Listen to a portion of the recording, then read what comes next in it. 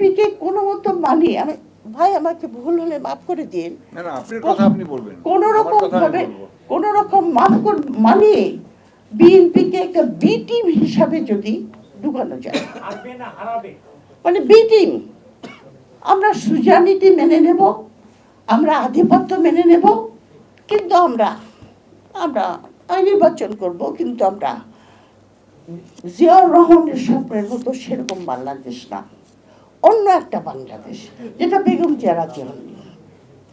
2018 সালে BNP election করেছিল তো, কয়টা সিট পেয়েছে? 7টা সিটে কি হয়েছে? 7টা সিটে আপনার পার্লামেন্টটা লিগালাইজ হয়েছে।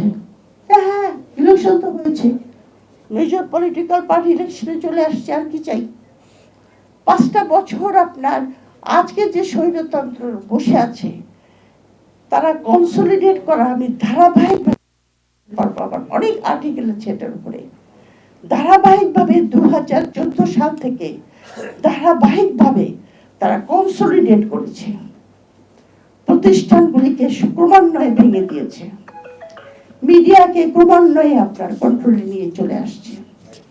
সিভিল সোসাইটি আগে থেকে ছিল, সেটাকে কমপ্লিটলি, যেটাকে বলা হয় কোঅপ্ট করে নিয়েছে। তারপরে যে জিনিসটা করেছে 2018 সাল থেকে শুরু করে, সেটা হলো একটা ফিয়ার সাইকোসিস তৈরি করেছে এই দেশে, ভয়ের সংস্কৃতি।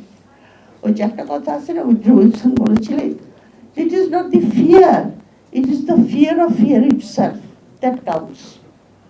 আমি ভয় পাচ্ছি, কেন পাচ্ছি জানি না, হতে পারে এটা, আমি ভাই কথা বলবো না, কথা বললে আমাকে ধরে নিয়ে যাবে।